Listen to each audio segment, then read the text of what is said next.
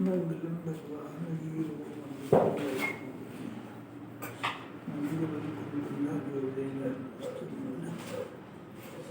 सर्वमंगलम मंगलम सर्वकल्याणकारि प्रधानां सर्वधर्माणां जयनां नमः शिवाय साराय स्वामी गुरुभ्यो चित्तसिद्धाय भावाय सर्वात्मराय।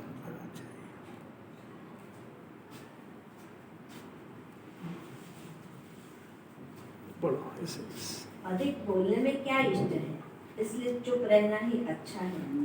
जितना प्रयोजन हो उतने ही उत्तम वचन बोलना। शास्त्र की ओर से और के अभ्यास में भी जो अनेक विकल्प हैं, उनसे कार्य सिद्धि नहीं होती। इसलिए वचन की बकवाद और विकल्पों का जाल छोड़कर विकल्प से भिन्न ऐसी ज्ञान चेतना द्वारा शुद्ध परमात्मा के अनुभव का अभ्यास करना चाहिए। कुछ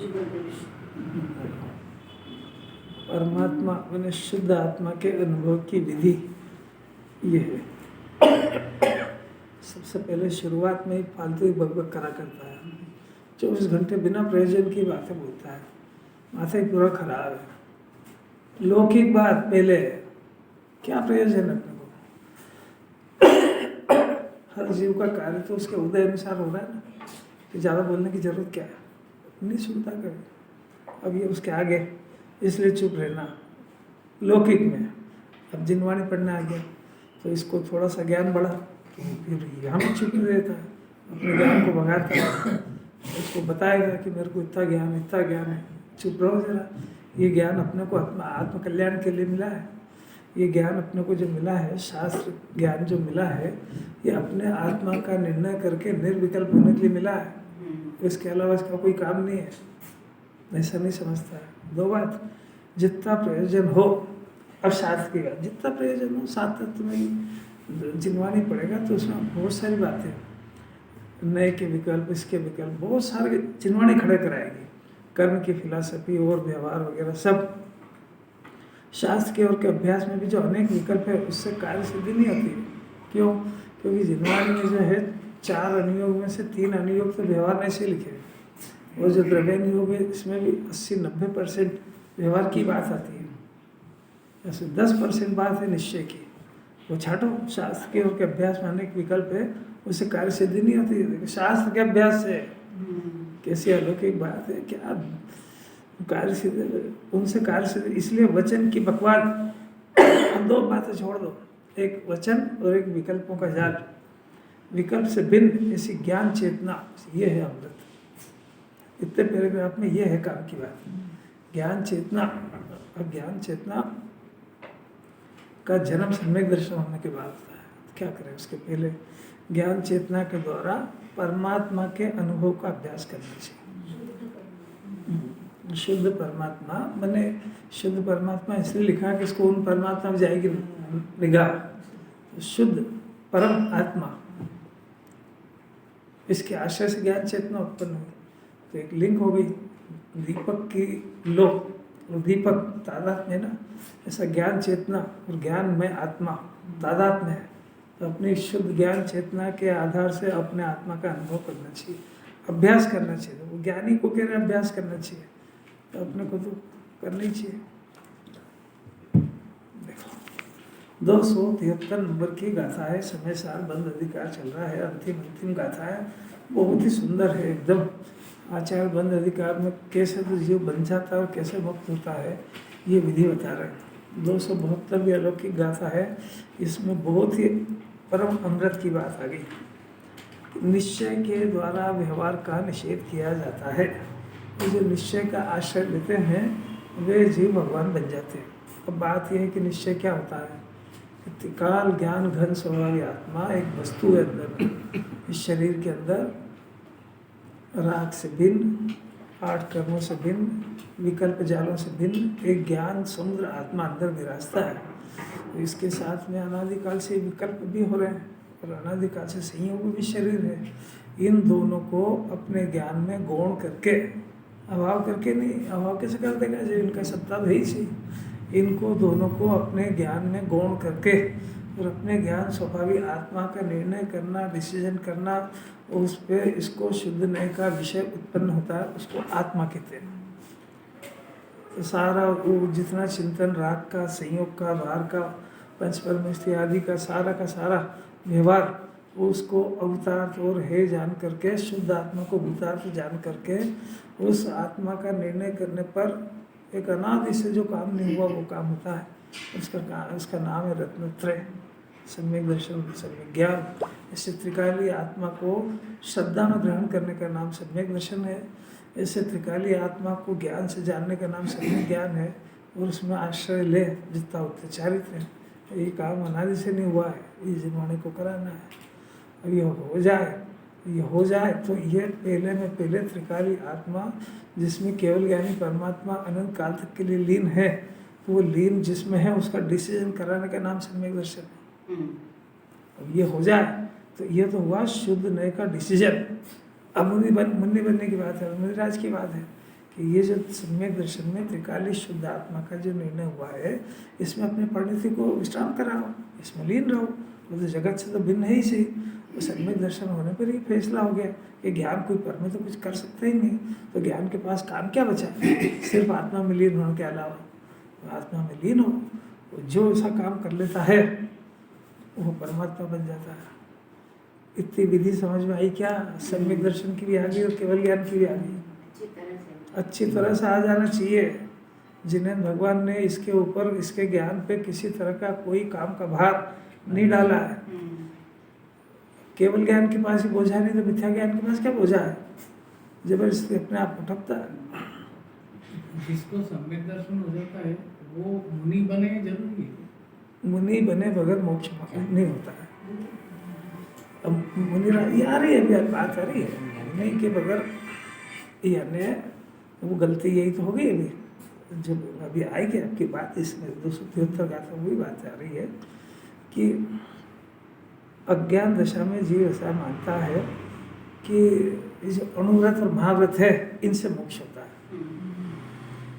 अब हमारा उल्टा प्रश्न है जो पढ़ते उनसे कि भाई आप ये बताओ कि अनुव्रत पाले बगैर कौन सा पंचम स्थान वाला, वो तो खैर दिखता नहीं। जितने भी आज मोक्ष गए हैं अभी तक और आगे जाएंगे, किसी ने महाव्रत का पालन नहीं करा हो, 28 मूलगुण धारण नहीं करे हो, नग्न दशा नहीं हुई, आप एक उदाहरण बता दो।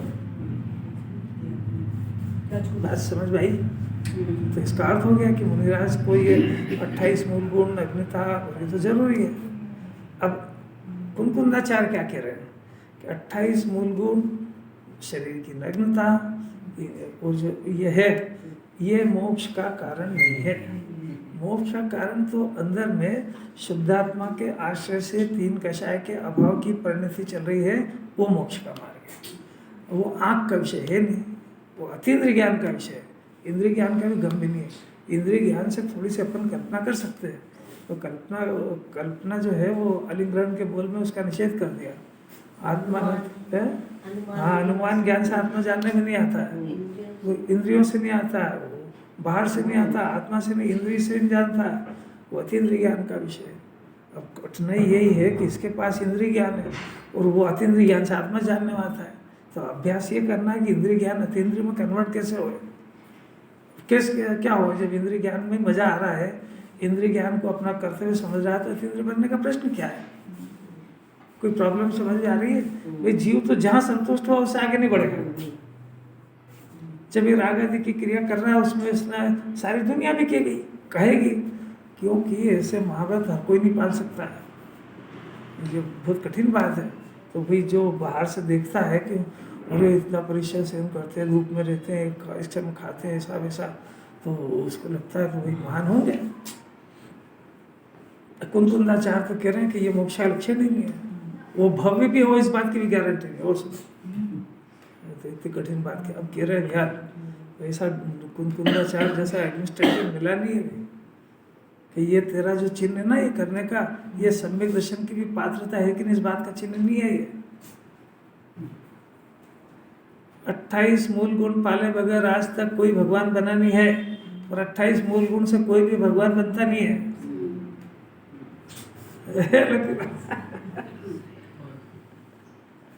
कैसी कैसी की बात है। कॉलेज की पुस्तकें कॉलेज में पढ़े बगैर कोई प्रोफेसर नहीं बन सकता है, और पुस्तकें पढ़ने से नहीं बनता है, वो अपने ज्ञान से बनता है।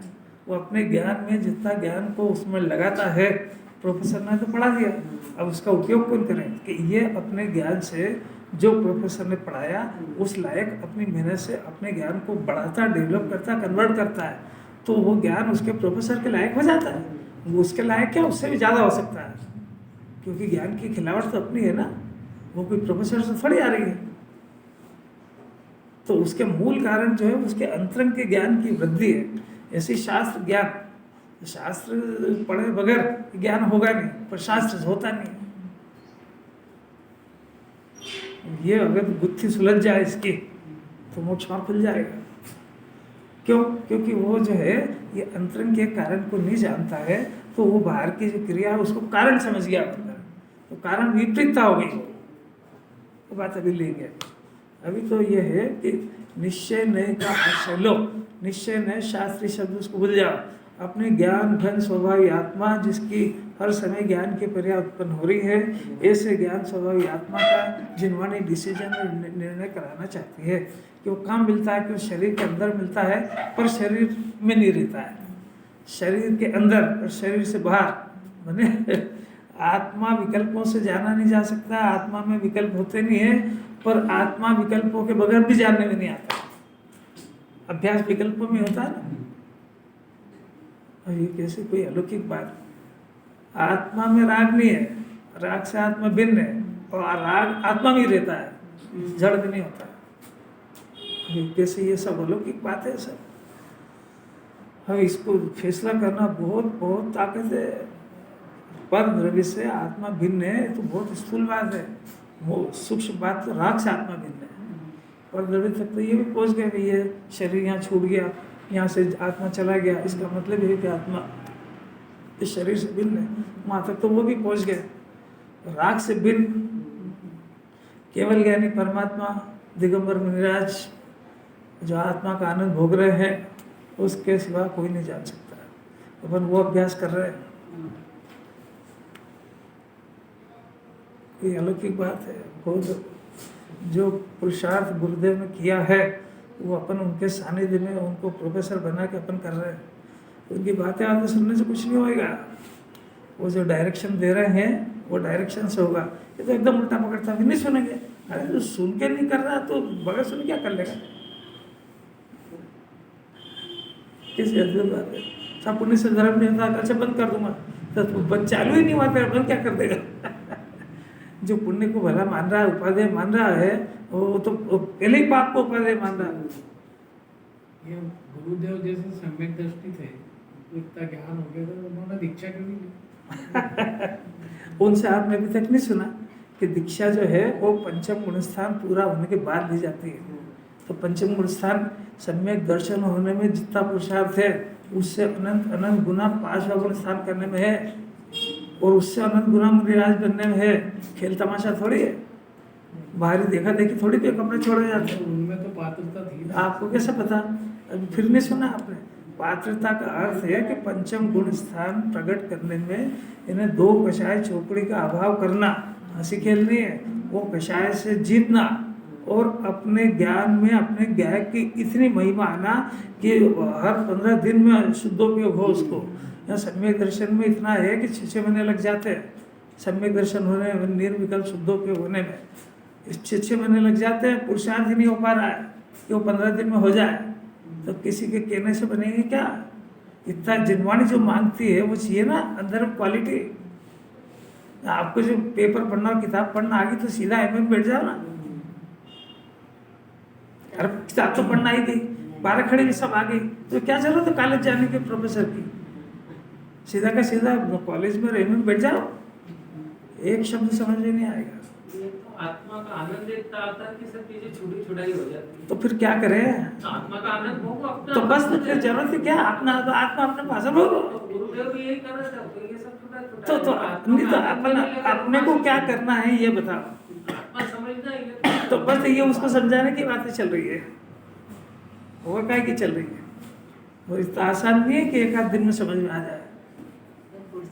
अनंत पुरुषार्थ है।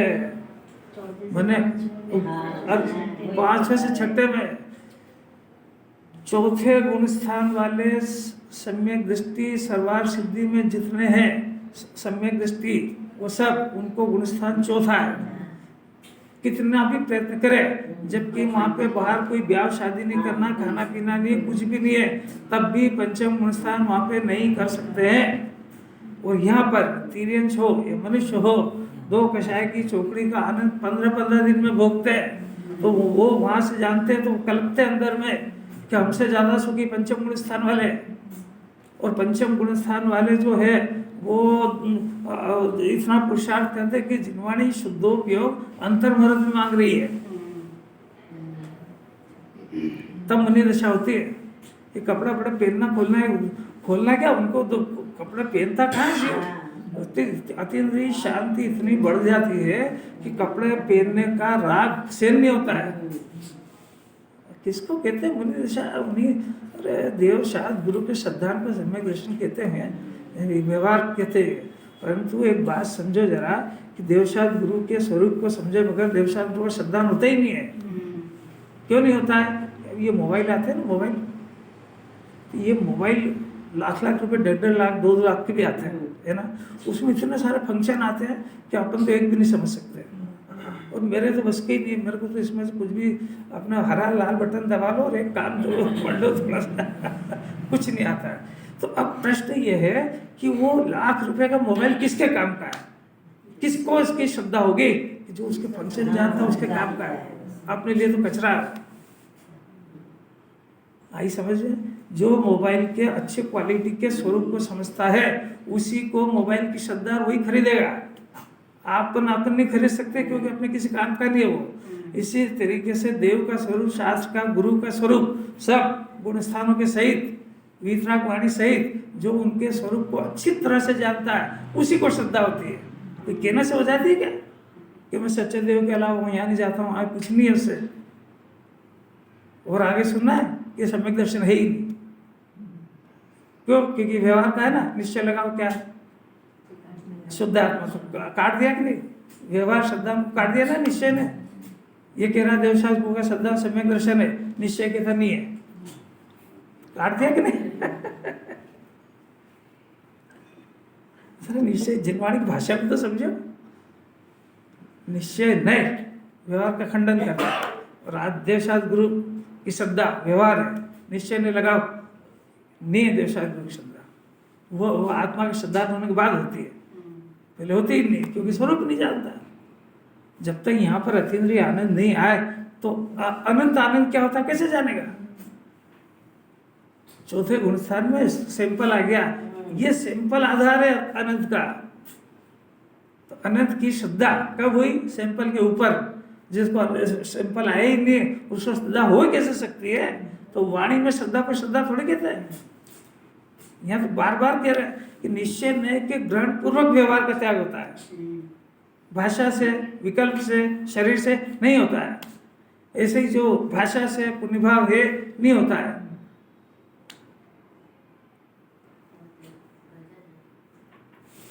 जरा सुनो, शांति से सुनो, तो क्या पता कैसे अपने भाग्य में बात आ गई, अपने कान पे बात पड़ गई।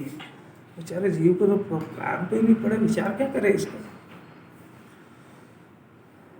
इसके ज्ञान के अंदर जिनवाणी सम्यक दर्शन के ही पुरुषार्थ करा रहे हैं अपने ज्ञान के अंदर, अपनी श्रद्धा में। पहले इनके 2 काम तो समझो।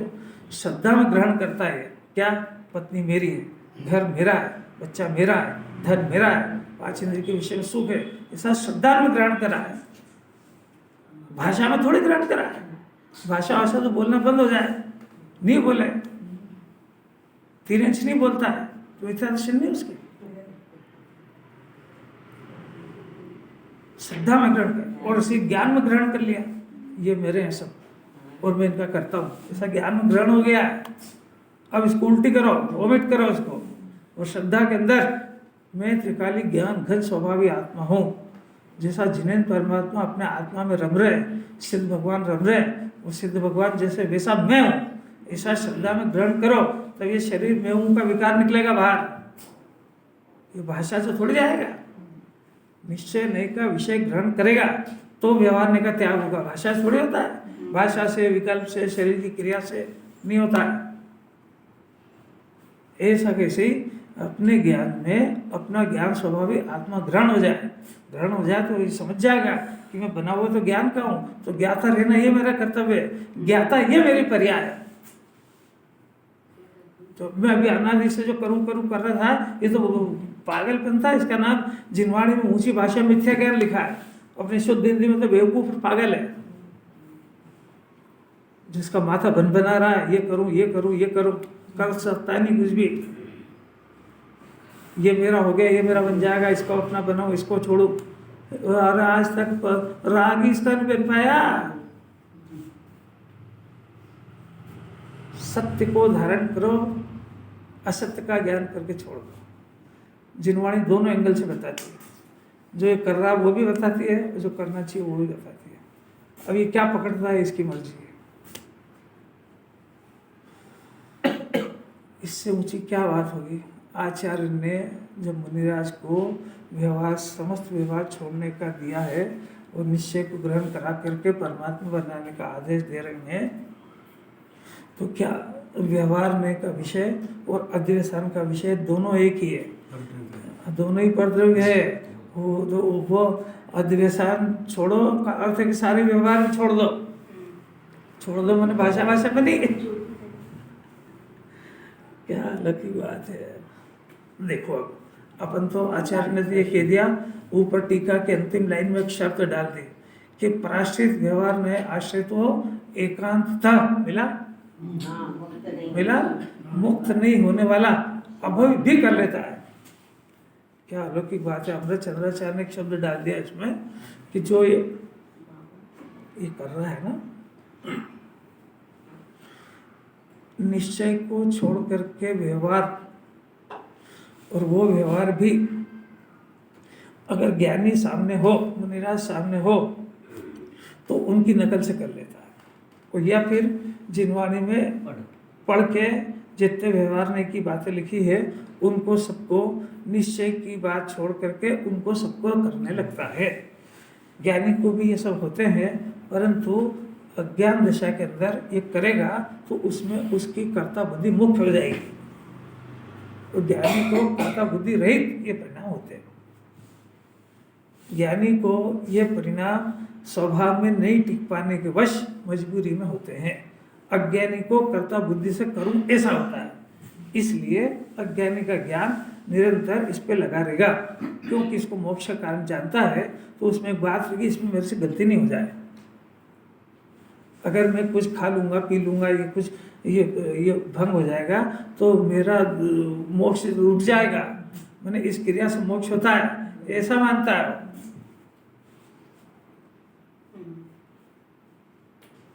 तो जो अभवी शब्द डाल दिया, अब प्रश्न उठाया कि अब प्रश्न होता है कि अभवी जीव व्यवहार में एक आश्रय कैसे कर लेता है। हम तो ये सुन रहे हैं अभी हाल इतने दिन हो गए कि व्यवहार में तो ज्ञानी को होता है, और अज्ञानी तो अभव है, उसको व्यवहार में होते ही नहीं है। अब आपने एक शर्त डाल दी कि वो तो मुनि भी बन गया, तो व्यवहार में का आश्रय करता कैसे है। कितना बढ़िया लिंक है, सीधी ऐसी एक गजब की बात है। देखो भावार्थ की अंतिम लाइन इसमें एकांत शब्द तो अभी हाल ही तो खोला उसका रस, निश्चय के बिना का व्यवहार एकांतता व्यवहार नाम पाता है। निश्चय के बिना, और ज्ञानी को निश्चय सहित व्यवहार होता है। तो वो साधना निश्चय की करते, व्यवहार की नहीं करते। अभी सैंपल दिया ना कि भाई मोक्ष का कारण ये क्या है कि शरीर की क्रिया, खाना पीना, ये नहीं खा लूँ, वो नहीं खा लूँ, वो नहीं खा लूँ, तो ये मेरा परिणाम नहीं हो जाए। मैंने मैं लोगों के डर से पाप छोड़ रहा हूँ, पाप करने की इच्छा तो है। यही बात समझ में। आपकी घड़ी चुराने के, कंगन चुराने की इच्छा तो है, परंतु वो मेरी समाज में बेइज्जती हो जाएगी, मेरे को जेल जाना पड़ेगा, इस डर से नहीं कर रहा है वो। समझ आया। तो वो इतने व्यवहार का पालन, इससे मेरा मोक्ष हो जाएगा इसलिए कर रहा है। तो इसके अंदर कोई गलती नहीं हो जाए, नहीं तो मेरा मोक्ष रुक जाएगा। तो डर से कर रहा है, आनंद से नहीं कर रहा है, तो पराश्रित हो गया ना। डर मतलब श्रद्धा में भी ले सकते हैं। श्रद्धा में ही तो इसको मोक्ष का कारण जान लिया ना, तो इसमें कोई त्रुटि नहीं हो जाए, तो इसको साधने में लगे। ज्ञानी इसको नहीं साधते, ज्ञानी तो शुद्धोपयोग से गिर नहीं जाए, इसको साधते हैं। नहीं यही समझे, दो की डायरेक्शन ये लगे। मुनिराज शुद्धोपयोग से गिर नहीं जाए है, इसलिए आत्मा का उग्र पुरुषार्थ करते हैं। कैसे इसको समझ में आई बात? ये तो भगवान है कि जीव की बात कर रहे हैं, ये भगवान है जिसको पूरा शास्त्र ज्ञान, व्रत का ज्ञान, समिति का ज्ञान, सबके ज्ञान, उस लेवल के जीव की बात कर रहे हैं। ये भगवान इसी है- लेवल के जीव की बात कर रहे हैं कि जब वो हो जाएगा तो जो गलती यहाँ करी वही वहां भी करेगा। इसलिए अरहंत का स्वरूप यानी डॉक्टर का स्वरूप डॉक्टर बनेगा जब समझ में आएगा कि अज्ञानी को समझ में आएगा। जिसको ये चीजें मालूम, आप तो अपनी बात करो, जिसको उसकी बात नहीं चल रही, थर्ड पर्सन की बात नहीं करना। आप अपनी बात करो सीधी कि अरहंत का स्वरूप अरहंत बनेगा तब समझ में आएगा, अज्ञानी को समझना है। अरे बोलो तो सही। अगर का स्वरूप समझा उसी को समझ में आएगा कि वो ऐसा कर रहे हैं, उसको समझ, जिससे समझा नहीं वो क्या समझ आपको आप इसकी और उसकी कर रहे हो कि अपनी कर रहे हो? हमसे इस लेवल तक कभी पहुंचे नहीं ना, तो नहीं- भगवान ने भी। आपको व्यवहार में लागू हो गया, किसने कहा? समझ ही नहीं आ रही क्या करें। एक पिताजी दुकान पे बैठते हैं, एक बड़ा लड़का एक छोटा लड़का। छोटा भी कभी से भी दुकान पे बैठता है, बड़ा भी बैठता है। तो पिताजी ने बड़े से कहा, देख उधार माल मत बेचना, और एक XYZ नाम लिया, इसको तो देना ही मत। अब वो दुकान पे बैठा, तो एक दिन वो गया तो छोटा भाई बैठ गया, तो अब छोटे भाई ने तो सब कुछ कर दिया। तो अब उस पिताजी ने पूछा कि जो बड़े को कहा था तेरे ऊपर लागू होता है कि नहीं? नहीं समझ में आया दृष्टांत। तो जो डायरेक्शन अरहंत भगवान मुनिराज को दे रहे हैं, तो नीचे के गुणस्थान पे लागू हुई कि नहीं हुई? नहीं हुई। समझ जाना चाहिए कि उसको छोटा बालक से डांटा, अब बड़े को डांट पड़े तो समझ जाता है तो ये काम इसने करा, अगर मेरे से हो जाए मेरे को पड़ेगी। तो यहाँ ये समझ ही नहीं रहा है कि जो कुंदाचार कह रहे हैं दूसरे मुनिराज को कह रहे हैं कि इसके आशय से मोक्ष होता है, तो उस क्रियाकांड में अटक मत जाना। वो होता जरूर है, पर तू अपना जन्म उसको करने के लिए नहीं हुआ है, अपना जन्म शुद्धोपयोग की आराधना के लिए हुआ है, उसका नाम निश्चय में। तो फिर अब नीचे वालों को क्या करना चाहिए? नीचे वाले को आत्मा समझना चाहिए कि शास्त्र समझना चाहिए? आत्मा समझना चाहिए। तो अब इसको अपना जोर का लगाना चाहिए। इसका क्या अर्थ है, उसका क्या अर्थ है, मैं कैसे याद करूं? याद क्यों नहीं होता है? जरा सा याद नहीं होता डिप्रेशन में आ जाता है। किसी ज़्यादा पढ़े हुए लिखे को देखता है तो कहता इनको तो इतना ज्ञान है, मेरे को कब होएगा? तो डर के घबरा जाता है, तो वो समझ ही नहीं पा रहे आचार्य को क्या कहना है। यहाँ तो तुष्मास भिन्न से केवल ज्ञान होता है। एक मेरा प्रश्न है पंडित जी, सर मिथ्या दृष्टि को अपन बोल रहे हैं ना, अपन अच्छी गाथा चल रही है अपनी, मिथ्या दृष्टि को जो है व्यवहार होते नहीं, वो आगे ज्ञानी जीव को ही उसको ही व्यवहार होता है, मिथ्या दृष्टि को तो व्यवहार होता ही नहीं। फिर यहाँ पर जो गाथाएं चलेगी अभी आगे से कि मिथ्या दृष्टि का व्यवहार एकांत से उसका व्यवहार का आश्रय करते हुए भी, तो व्यवहार उसको कहाँ बोलते, फिर व्यवहार क्यों बोलते फिर बार बार? उसके बगैर आपको समझ में कैसे आएगा? नहीं तो यहाँ पर क्या मतलब व्यवहार आपको करेगा? पहले मैं जो पूछ रहा हूँ उसका जवाब दो। अगर आचार्य उसका नाम व्यवहार नहीं लेंगे तो आपको समझ में कैसे आएगा, ये बताओ। वो व्यवहार का व्यवहार है, इसको वो व्यवहार मान रहा है ना, तो उसी को जिनवाणी कह रहे हैं, ये व्यवहार का आलम्बन व्यवहार नहीं है। मैंने जिसको तुम कह रहे हो ना व्यवहार, तो उसी की भाषा में बात कर रहे हैं। जिनवाणी की भाषा से व्यवहार लागू हो ही नहीं, पर जिसको समझा रहे हैं वो उसको व्यवहार समझ रहा है, तो कह रहे हैं कि ये आशय नहीं है। अभी देखो इसमें सब समझ में आएगा इसको। दिगंबर मुनिराज 3 कषाय के अभाव का आनंद भोग रहे हैं, अतीन्द्रिय आनंद का भोग कर रहे हैं, मस्त हो रहे हैं। वो 7वें गुणस्थान से 6ठे में आए। अब व्यवहार कहाँ से स्टार्ट होता है? 7वें से कि 6ठे से? 7वें व्यवहार है कि नहीं? क्योंकि ये भगवान तो जो पूछ रहे हैं उसका जवाब दो। 7वें में व्यवहार है कि नहीं? नहीं है ना। इसका मतलब निश्चय में, शुद्धोपयोग में, यही जिनवाणी चाहती है। अब वो 7वें से नीचे में आए, 6ठे में आए, तो 6ठे में विकल्प उत्पन्न हुए, निर्विकल्पता से विकल्प उत्पन्न हुए। अब देखना कैटेगरी, देखना जरा शुभ भाव की दुर्दशा देखना जरा, कि वो जब अपने शुद्धात्मा के चिंतन से बाहर आए, आनंद भोगते हुए बाहर आए, तो वो आत्मा का और अतीन्द्रिय आनंद का विचार चिंतन करे, इसका नाम व्यवहार है। ये ऊंचा में ऊंचा व्यवहार है। अब वो व्यवहार से गिरे नीचे, तो वो व्यवहार से नीचे गिरने पर उन्होंने शास्त्र का आलम्बन लिया। ये उससे नीचे हल्का व्यवहार है। समझ में आया? सातवें में तो उत्कृष्ट दशा है, वितराग भाव। और छठे में आ गए, तो छठे में व्यवहार देखो जरा, सबसे उत्कृष्ट व्यवहार बिना किसी के आलम्बन के जब छठे में आए तो शुद्धात्मा, इसके आश्रय से हुआ आनंद, उसके विचार तन्मय है, क्योंकि इसको छोड़ के वापस सातवें में जाना है। नहीं लगा मन, नहीं हो पाया शुद्ध उपयोग, तो फिर नीचे आए, तो फिर से जो विकल्प हुआ, अब ये विकल्प उसमें भी नहीं टिक रहा है, तो शास्त्र का आलम्बन लेना पड़ा। ये उससे हल्का विकल्प हो गया, हल्का पुण्य हो गया, क्योंकि आपको एक आलम्बन लेना पड़ा। आलम्बन बढ़ता गया, वैसे वैसे पुण्य हल्का होता गया, शुभ भाव। अब फिर और नीचे गिर गए, नीचे गिर गए मतलब उनको जिन्हें भगवान के दर्शन करने का परिणाम आया, ये उससे हल्का परिणाम है। समझ आ रही बात?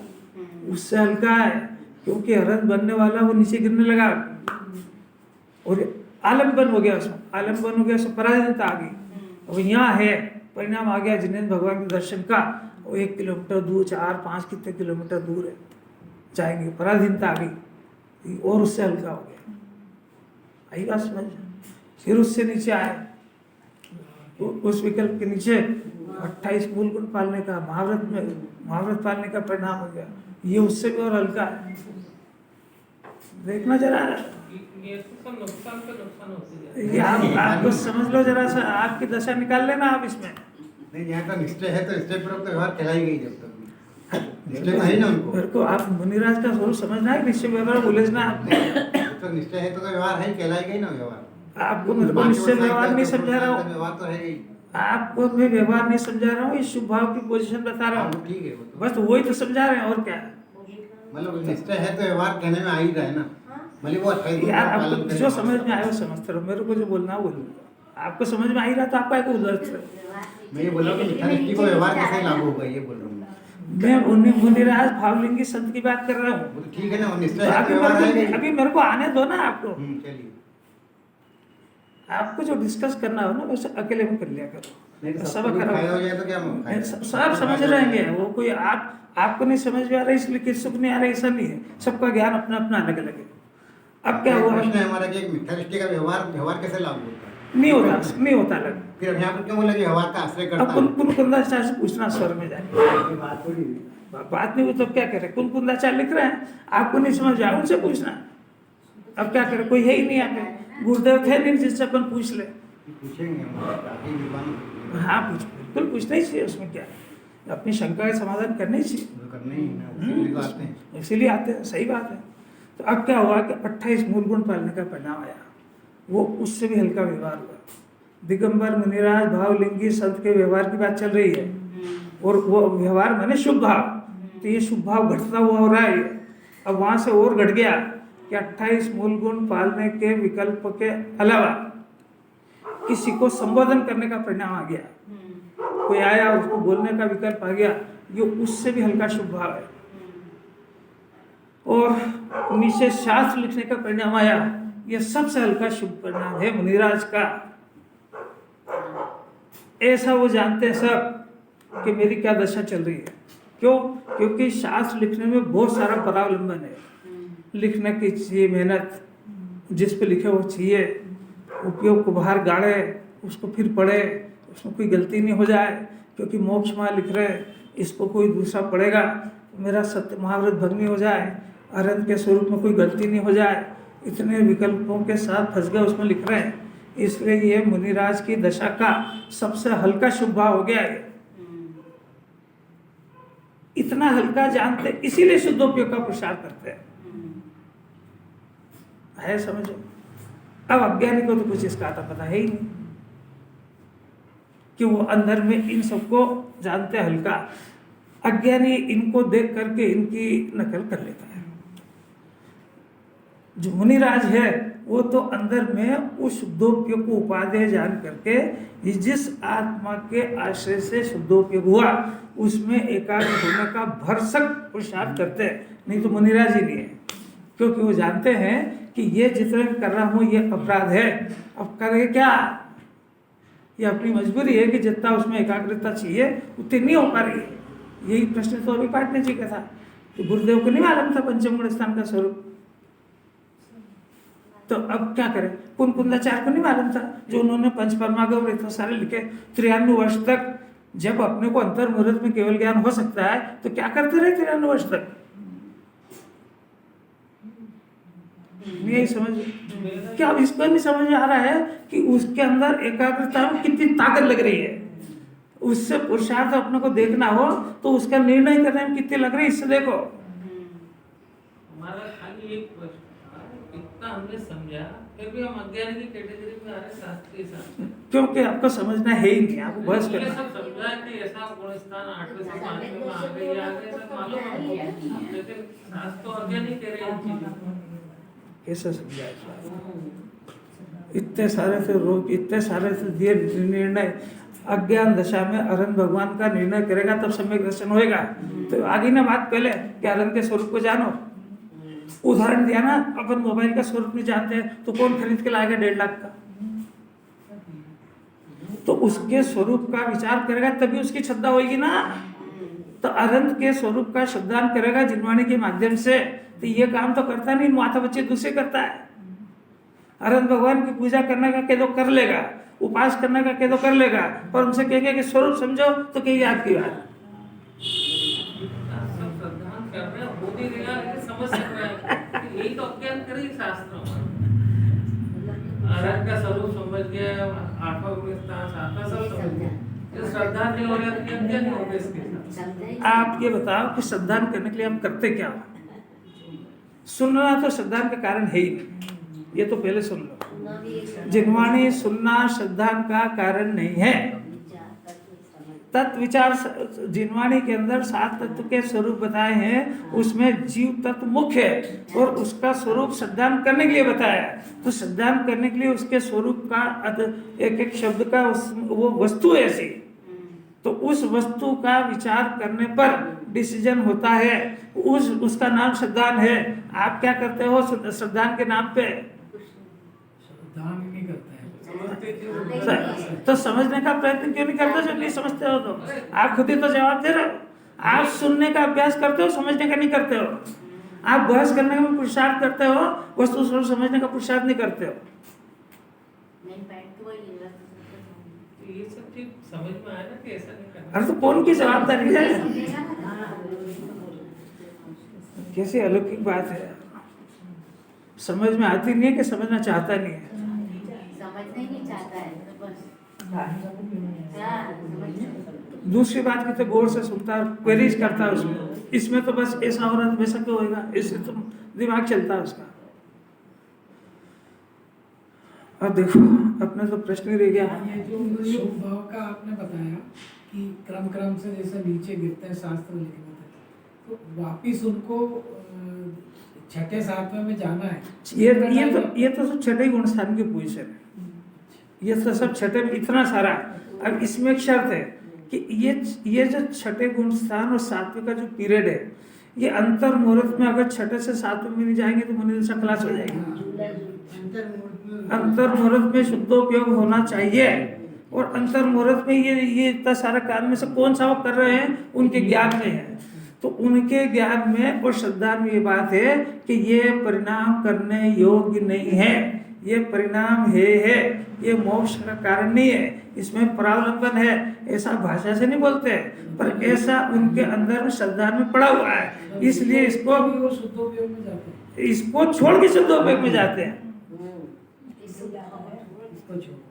देखो नाव में बैठे अपन, है ना, नाव में बैठे और कॉर्नर पे उतरना है, तो उतरना है तो पहले वहाँ पाँव रखते हैं और इसको कब छोड़ते हैं? जब वहाँ पाँव जम जाए कि इसको वहाँ पाँव जमाए बगैर छोड़ते हैं? तो पहला काम क्या होगा? पाँव रखेंगे, उसके बाद ही उठाएंगे इसको। अगर रखे बगैर उठा लिया तो बस ये निश्चय व्यवहार है। 7वें में पाँव रखते हैं तो तत्काल छठा छूट जाता है। वहां रखा और वहीं रखा रह गया तो ये कैसे उठाएगा? और उसको इसको उपाधि ही जान लिया नाव में बैठना, तो वहां उतरेगा कैसे?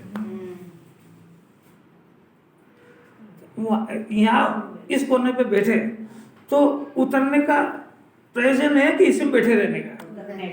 उतरने का। तो अब किनारे का इंतजार कर रहे हैं ना, कब पहुंचे वहां पे। अब वहां पहुंच गए, अब वहां पांव रखेंगे तभी छोड़ेंगे। तो ऐसा निश्चय में पांव रखते ही व्यवहार छूट जाता है। अब ये तो सब इतने सारे विकल्प समझाने में हो रहे हैं, और प्रयत्न और विकल्प कब पहुंचे इसी का है।